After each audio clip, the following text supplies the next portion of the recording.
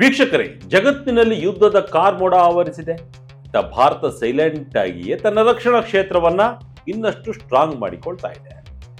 S, ಭಾರತದ ಗಡಿಯಲ್ಲಿ ಈಗ ಹೈ ಪವರ್ ಕೋಟೆ ನಿರ್ಮಾಣ ಆಗಿದೆ. ಭಾರತೀಯ ಸೇನೆಯ ಬತ್ತಳಿಕೆಗೆ ಈಗ ಅಂತಹದೊಂದು ಬ್ರಹ್ಮಾಸ್ತ್ರ ಸೇರ್ಪಡೆಯಾಗ್ತಾ ಇದೆ. ಅದರ ಹೆಸರನ್ನ ಕೇಳಿದ್ರೆ ಸಾಕು, ಪಾಕಿಸ್ತಾನ ಮತ್ತು ಚೀನಾ ದೇಶಗಳಿಗೆ ನಡುಕ ಹುಟ್ಟಿಸುವುದರಲ್ಲಿ ಸಂಶಯವೇ ಇಲ್ಲ. ಅದುವೇ Pinaka multi barrel rocket launcher system. ಶಿವನ ಧನುಸ್ಸಿನ ಹೆಸರನ್ನ ಹೊಂದಿರುವ ಈ ಪಿನಾಕ ಇಂದು ಆಧುನಿಕ ಯುದ್ಧ ಭೂಮಿಯ ಪ್ರಳಯಾಂತಕನಾಗಿ ರೂಪುಗೊಂಡಿದೆ. ಕೇವಲ 44 ಸೆಕೆಂಡುಗಳಲ್ಲಿ 12 ರಾಕೆಟ್ಗಳನ್ನು ಉಡಾಯಿಸಿ ಶತ್ರುಗಳ ಇಡೀ ಸೇನಾ ನೆಲೆಯನ್ನೇ ಧೂಳಿಪಟ ಮಾಡುವ ಶಕ್ತಿ ಇದಕ್ಕಿದೆ. ಇತ್ತೀಚಿನ ವರದಿಗಳ ಪ್ರಕಾರ ಭಾರತೀಯ ಸೇನೆಯು ತನ್ನ 7ನೇ ಪಿನಾಕ ರೆಜಿಮೆಂಟ್ ಅನ್ನ ಈಗಾಗಲೇ ಗಡಿಯಲ್ಲಿ ನಿಯೋಜಿಸಿದೆ. ಶೀಘ್ರದಲ್ಲೇ ಈ ಸಂಖ್ಯೆ ಮತ್ತಷ್ಟು ಏರಿಕೆಯಾಗಲಿದೆ. ಇದರ ಜೊತೆಗೆ ಭಾರತದ ಆಕಾಶದಲ್ಲಿ ಶತ್ರುಗಳ ವಿಮಾನಗಳನ್ನು ಹೊಡೆದುರುಳಿಸಲು DRDO ಹೊಸದೊಂದು ಸೂಪರ್ ಸಾನಿಕ್ ಕ್ಷಿಪಣಿಯನ್ನು ಸಿದ್ಧಪಡಿಸುತ್ತಿದೆ. ಹಾಗಾದ್ರೆ ಬನ್ನಿ, ಏನಿದು ಪಿನಾಕ ರಾಕೆಟ್ ಲಾಂಚರ್? ಏನಿದರ ಸಾಮರ್ಥ್ಯ? ಇದನ್ನು ನೋಡಿದ್ರೆ ಶತ್ರುಗಳಿಗೆ ನಡುಕ ಹುಟ್ಟೋದು ಯಾಕೆ? ಸಂಪೂರ್ಣ ಮಾಹಿತಿ ಇಲ್ಲಿದೆ. ಭಾರತೀಯ ಸೇನೆಯಲ್ಲಿ ಪಿನಾಕ ಘರ್ಜನೆ. ಕಾರ್ಯಾಚರಣೆಗಿಳಿದ 7ನೇ ಪಿನಾಕ. ಭಾರತೀಯ ಸೇನೆಯ ಫಿರಂಗಿ ದಳ ಇಂದು ಹಿಂದೆಂದಿಗಿಂತಲೂ ಬಲಿಷ್ಠವಾಗ್ತಾ ಇದೆ. ಇತ್ತೀಚಿನ ವರದಿಗಳ ಪ್ರಕಾರ ಭಾರತೀಯ ಸೇನೆಯು ತನ್ನ 7ನೇ ಪಿನಾಕ ರಾಕೆಟ್ ರೆಜಿಮೆಂಟ್ ಅನ್ನ ಕಾರ್ಯಾಚರಣೆಗೆ ಇಳಿಸಿದೆ. ಅಷ್ಟೇ ಅಲ್ಲ, 8ನೇ ರೆಜಿಮೆಂಟ್ ಕೂಡ ಸಿದ್ಧವಾಗ್ತಿದ್ದು 2026ರ ಅಂತ್ಯದ ವೇಳೆಗೆ ಅಲ್ಲಿ ಪೂರ್ಣ ಪ್ರಮಾಣದಲ್ಲಿ ಸಜ್ಜಾಗುತ್ತೆ. ಸೇನೆಯು ಕೇವಲ 8 ಅಥವಾ 10 ರೆಜಿಮೆಂಟ್ಗಳಿಗೆ ನಿಲ್ಲುತ್ತಿಲ್ಲ. ಭಾರತದ ದೀರ್ಘಕಾಲದ ಗುರಿ ಏನು ಗೊತ್ತಾ? ಬರೋಬ್ಬರಿ 22 ಪಿನಾಕ ರೆಜಿಮೆಂಟ್ಗಳನ್ನ ಸಿದ್ಧಪಡಿಸುವುದು. ಇದು ಕೇವಲ ಸಂಖ್ಯೆಯ ಆಟವಲ್ಲ, ಇದು ಭಾರತದ ರಕ್ಷಣಾ ನೀತಿಯಲ್ಲಿ ಆಗುತ್ತಿರುವ ಬಹುದೊಡ್ಡ ಬದಲಾವಣೆ. ಪಶ್ಚಿಮದಲ್ಲಿ ಪಾಕಿಸ್ತಾನ ಮತ್ತು ಉತ್ತರದಲ್ಲಿ ಚೀನಾದ ಗಡಿಭಾಗಗಳಲ್ಲಿ ಈ ರೆಜಿಮೆಂಟ್ಗಳನ್ನ ನಿಯೋಜಿಸುವ ಮೂಲಕ ಭಾರತವು ಯಾವುದೇ ಸಮಯದಲ್ಲಿ ಶತ್ರುಗಳ ಮೇಲೆ ದಟ್ಟವಾದ ಬೆಂಕಿಯ ಮಳೆ ಸುರಿಸಲು ಸಿದ್ಧವಾಗಿದೆ. ಪಿನಾಕ ವ್ಯವಸ್ಥೆಯನ್ನ ಸಂಪೂರ್ಣವಾಗಿ ಭಾರತದ DRDO ಅಭಿವೃದ್ಧಿಪಡಿಸಿದೆ. ಇದು ಮೇಕ್ ಇನ್ ಇಂಡಿಯಾ ಅಭಿಯಾನದ ಅತಿ ದೊಡ್ಡ ಯಶಸ್ಸು ಎನ್ನಬಹುದು. L&T ಮತ್ತು ಟಾಟಾ ಅಡ್ವಾನ್ಸ್ಡ್ ಸಿಸ್ಟಮ್ ನಂತಹ ಕಂಪನಿಗಳು ಈ ವ್ಯವಸ್ಥೆಯನ್ನ ತಯಾರಿಸುವಲ್ಲಿ ಕೈ ಜೋಡಿಸಿವೆ. ಪಿನಾಕ ಕಂಡ್ರೆ ಶತ್ರುಗಳಿಗೆ ಯಾಕೆ ಭಯ? 1 ನಿಮಿಷದಲ್ಲಿ 72 ರಾಕೆಟ್ಗಳ ಉಡಾವಣೆ. ಪಿನಾಕ ಎಂದರೆ ಕೇವಲ ರಾಕೆಟ್ ಅಲ್ಲ, ಅದು ಕ್ಷಣ ಮಾತ್ರದಲ್ಲಿ ಶತ್ರುಗಳನ್ನ ಸ್ತಬ್ಧಗೊಳಿಸುವ ತಂತ್ರಜ್ಞಾನ. ಒಂದು ಪಿನಾಕ ರೆಜಿಮೆಂಟ್ ನಲ್ಲಿ 3 ಬ್ಯಾಟರಿಗಳಿರುತ್ತವೆ. ಪ್ರತಿಯೊಂದು ಬ್ಯಾಟರಿಯಲ್ಲಿ 6 ಲಾಂಚರ್ಗಳಿರುತ್ತವೆ. ಒಂದು ಪಿನಾಕ ಬ್ಯಾಟರಿ ಕೇವಲ 1 ನಿಮಿಷದಲ್ಲಿ 72 ರಾಕೆಟ್ಗಳನ್ನ ಉಡಾಯಿಸಬಲ್ಲದು. ಅಂದರೆ ಶತ್ರು ಸೈನಿಕರು ಸುಧಾರಿಸಿಕೊಳ್ಳುವ ಮೊದಲೇ ಅವರ ಮೇಲೆ ಟನ್ಗಟ್ಟಲೆ ಸ್ಫೋಟಕಗಳು ಬಂದು ಬೀಳ್ತವೆ. ಇದರಲ್ಲಿನ ಅತಿದೊಡ್ಡ ಪ್ಲಸ್ ಪಾಯಿಂಟ್ ಎಂದರೆ ಇದರ ಶೂಟ್ ಅಂಡ್ ಸ್ಕೂಟ್ ತಂತ್ರಜ್ಞಾನ. ಟಾಟಾ ಮತ್ತು BEML ವಾಹನಗಳ ಮೇಲೆ ಅಳವಡಿಸಲಾದ ಈ ಲಾಂಚರ್ಗಳು ರಾಕೆಟ್ ಉಡಾಯಿಸಿದ ತಕ್ಷಣ ಆ ಸ್ಥಳದಿಂದ ವೇಗವಾಗಿ ಪರಾರಿಯಾಗಬಲ್ಲವು. ಇದರಿಂದ ಶತ್ರು ಸೇನೆಯು ದಾಳಿ ನಡೆಸುವ ಮೊದಲೇ ನಮ್ಮ ಸೈನಿಕರು ಸುರಕ್ಷಿತ ಸ್ಥಳಕ್ಕೆ ತಲುಪಿರ್ತಾರೆ. ಹಿಂದೆ ಪಿನಾಕ ರಾಕೆಟ್ಗಳ ವ್ಯಾಪ್ತಿ ಕೇವಲ 40 ಕಿಲೋಮೀಟರ್ ಮಾತ್ರ ಇತ್ತು. ಆದರೆ ಈಗಿನ ಹೊಸ ಗೈಡೆಡ್ ಪಿನಾಕ ಆವೃತ್ತಿಗಳು 120 ಕಿಲೋಮೀಟರ್ ದೂರದವರೆಗೆ ನಿಖರವಾಗಿ ದಾಳಿ ಮಾಡಬಲ್ಲವು. GPS ಆಧಾರಿತ ಈ ರಾಕೆಟ್ಗಳು ಶತ್ರುಗಳ ಬಂಕರ್ಗಳು, ಸರಬರಾಜು ಮಾರ್ಗಗಳು ಮತ್ತು ಕಮಾಂಡ್ ಸೆಂಟರ್ಗಳನ್ನು ನಿಖರವಾಗಿ ಧ್ವಂಸ ಮಾಡುತ್ತವೆ. ಪಿನಾಕ ಎಂಟ್ರಿ ಬದಲಾದ ದೇಶದ ಶಕ್ತಿ. ಇಂದು ಭಾರತ ಕೇವಲ ರಕ್ಷಣಾ ಸಾಧನಗಳನ್ನ ಆಮದು ಮಾಡಿಕೊಳ್ಳುವ ದೇಶವಾಗಿ ಉಳಿದಿಲ್ಲ, ಬದಲಾಗಿ ರಫ್ತು ಮಾಡುವ ದೇಶವಾಗಿ ಹೊರಹೊಮ್ಮುತ್ತಿದೆ.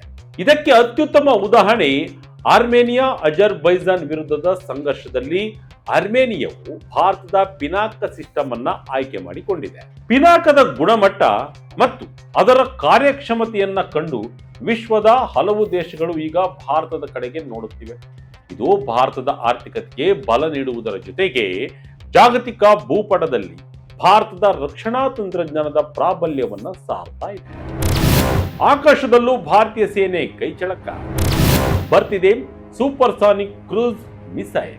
ಕೇವಲ ಭೂಮಿಯ ಮೇಲಷ್ಟೇ ಅಲ್ಲ, ಆಕಾಶದಲ್ಲೂ ಭಾರತದ ಶಕ್ತಿ ವಿಸ್ತರಿಸ್ತಾ ಇದೆ. DRDO ಈಗ long range air to surface supersonic cruise missile ಅಭಿವೃದ್ಧಿಪಡಿಸಲು ಅಧಿಕೃತ ಅನುಮೋದನೆಯನ್ನ ಪಡೆದಿದೆ. ಇದರ ವಿಶೇಷತೆ ಏನು ಗೊತ್ತಾ? ಇದು ರಾಮ್ ಜೆಟ್ ಪ್ರೊಪಲ್ಷನ್ ತಂತ್ರಜ್ಞಾನವನ್ನ ಬಳಸುತ್ತದೆ. ಅಂದರೆ ಇದು ವಿಶ್ವದ ಅತ್ಯಂತ ವೇಗದ ಕ್ಷಿಪಣಿಗಳಲ್ಲಿ ಒಂದಾದ ಬ್ರಹ್ಮೋಸ್ನಂತೆಯೇ ಕಾರ್ಯನಿರ್ವಹಿಸುತ್ತದೆ. ಇದು ಶಬ್ದದ ವೇಗಕ್ಕಿಂತಲೂ ವೇಗವಾಗಿ ಚಲಿಸುವುದರಿಂದ ಶತ್ರುಗಳ ರಾಡರ್ಗಳಿಗೆ ಸಿಗುವುದಿಲ್ಲ ಮತ್ತು ಶತ್ರುಗಳ ರಕ್ಷಣಾ ವ್ಯವಸ್ಥೆಗಳಿಗೆ ಇದನ್ನ ತಡೆಯುವುದು ಅಸಾಧ್ಯ. ಈ ಕ್ಷಿಪಣಿಯನ್ನ ಮೊದಲು ಭಾರತೀಯ ವಾಯುಪಡೆಯ ಅತ್ಯಂತ ಶಕ್ತಿಶಾಲಿ ಯುದ್ಧ ವಿಮಾನವಾದ ಸುಖೋಯ್ 30 MKI ನಲ್ಲಿ ಅಳವಡಿಸಲಾಗಿದೆ. ಸುಖೋಯ್ ವಿಮಾನಗಳು ಭಾರೀ ತೂಕದ ಕ್ಷಿಪಣಿಗಳನ್ನ ಹೊತ್ತೊಯ್ಯುವ ಸಾಮರ್ಥ್ಯವನ್ನು ಹೊಂದಿವೆ. ಈ ಹೊಸ ಕ್ಷಿಪಣಿ ಬಂದ ನಂತರ ಭಾರತದ ಪೈಲಟ್ಗಳು ಶತ್ರುಗಳ ಗಡಿಯೊಳಗೆ ಪ್ರವೇಶಿಸದೆಯೇ 100 ಕಿಲೋಮೀಟರ್ ದೂರದಿಂದಲೇ ಗುರಿಯನ್ನ ನಾಶಪಡಿಸಬಹುದು. ಇದನ್ನ ಸ್ಟ್ಯಾಂಡ್ ಆಫ್ ಡಿಸ್ಟೆನ್ಸ್ ದಾಳಿ ಎಂದು ಕರೆಯಲಾಗುತ್ತದೆ. ಇದು ನಮ್ಮ ಪೈಲಟ್ಗಳ ಸುರಕ್ಷತೆಯನ್ನ ಹೆಚ್ಚಿಸುತ್ತದೆ. ಸೂಪರ್ಸಾನಿಕ್ ವೇಗ ತಂತ್ರಜ್ಞಾನದ ವಿಶೇಷತೆ. LRA-SSCM ಕ್ಷಿಪಣಿಯ ಅತ್ಯಂತ ದೊಡ್ಡ ವೈಶಿಷ್ಟ್ಯವೆಂದರೆ ಅದರ ಸೂಪರ್ಸಾನಿಕ್ ವೇಗ. ಇದು ಶಬ್ದದ ವೇಗಕ್ಕಿಂತಲೂ ಅತಿ ವೇಗವಾಗಿ ಚಲಿಸುವ ಸಾಮರ್ಥ್ಯವನ್ನ ಹೊಂದಿದೆ. ಈ ಕ್ಷಿಪಣಿಯಲ್ಲಿ ರಾಮ್ ಜೆಟ್ ಪ್ರೊಪಲ್ಷನ್ ತಂತ್ರಜ್ಞಾನವನ್ನ ಬಳಸಲಾಗ್ತಾ ಇದೆ.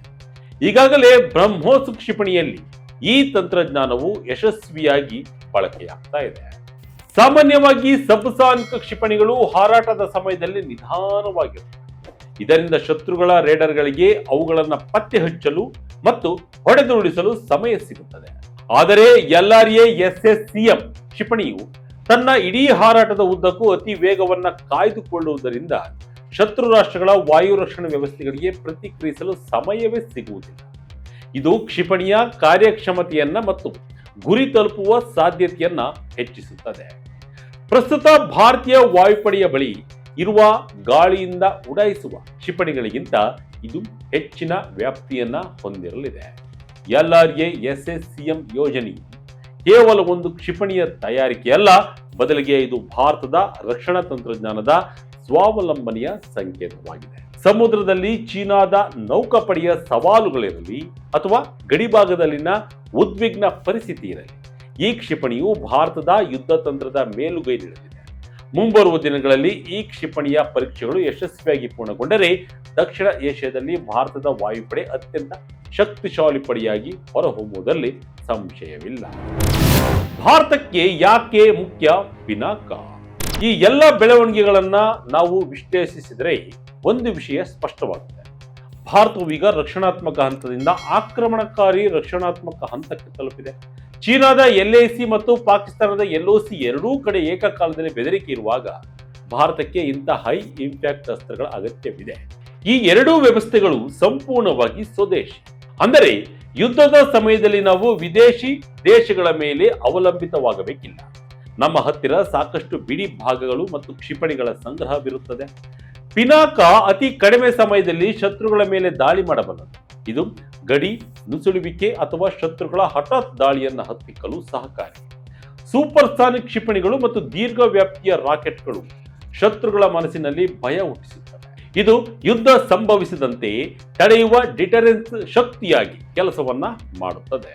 ಒಟ್ಟಾರೆಯಾಗಿ ಹೇಳುವುದಾದ್ರೆ ಭಾರತವು ಇಂದು ರಕ್ಷಣಾ ಕ್ಷೇತ್ರದಲ್ಲಿ ಕ್ರಾಂತಿಕಾರಿ ಬದಲಾವಣೆಯ ಹಾದಿಯಲ್ಲಿದೆ.